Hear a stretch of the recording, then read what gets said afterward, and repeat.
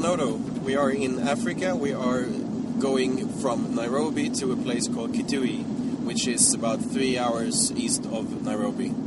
So I'm here together with UN FAO, one of our end customers, and we have Joseph Matera here, who is Geographical Information Officer. I'm very pleased to be here with you, and I'm happy to be able to visit in the field together with you today. So where are we going? Thank you, Frederick and Marcel. Actually, we are going to Kitui, which is 3 hours east of Nairobi. Then thereafter we go to a market, a livestock market at a village called Mulungu. There we are going to let you see the practical use of the digital pen in capturing data on diseases within the market. As you know, 80% of Kenya is actually rangeland, and they rely a lot on livestock. So it's a very key component on our economy, and this ties in very well with food security. So we've been wanting to ensure that we secure the farmers' assets, which is the livestock.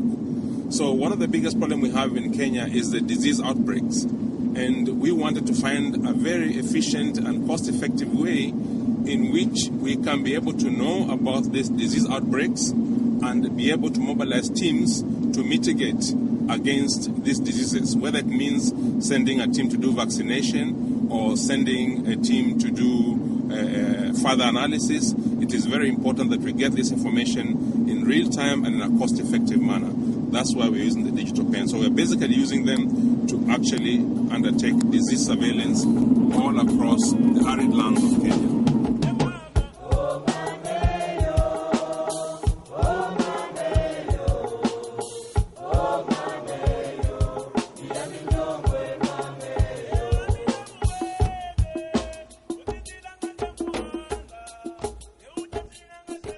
As you know, we are in close proximity to Nairobi, so it's a transit point from animals coming in from the eastern part in Tana River. And if we don't have a cleaning zone within Kitui, then the likelihood of these diseases being transmitted to Nairobi are very high.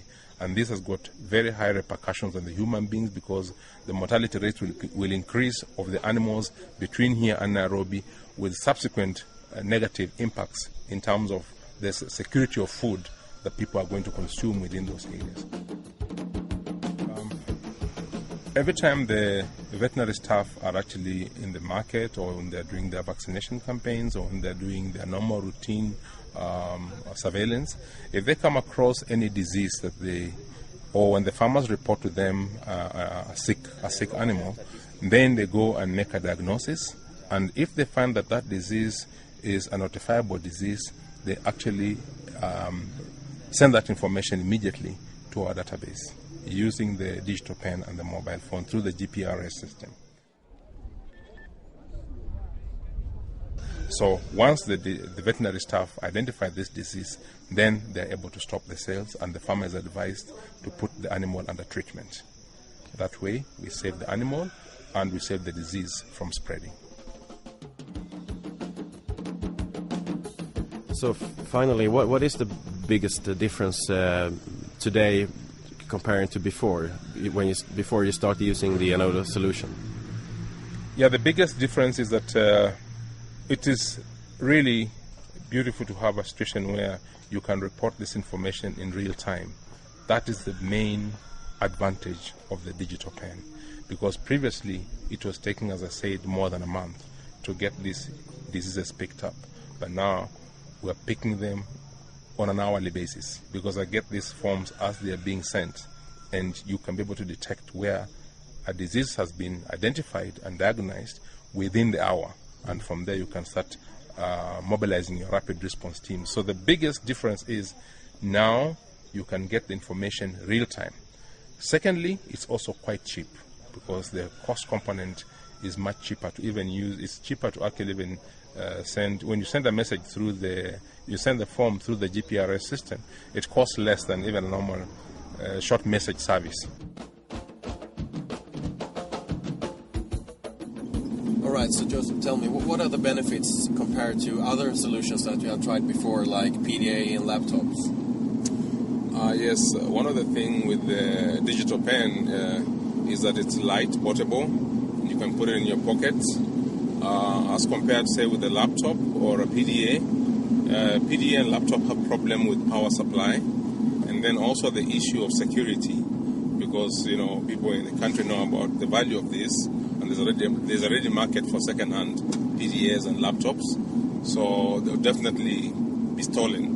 But at the moment, digital pen, they don't know what's the use. Most people don't know what's the use for it, and they wouldn't even if they stole it, configuring it to have the unique codes, they would not know how to do it, so it will be worthless. So right now that gives a unique advantage in terms of its utilization, and its power charge. Once it's charged, it can last a whole week right down in the fields. But with a laptop or a PDA, you have to have a constant power supply, which is not readily available in most rural parts of Africa.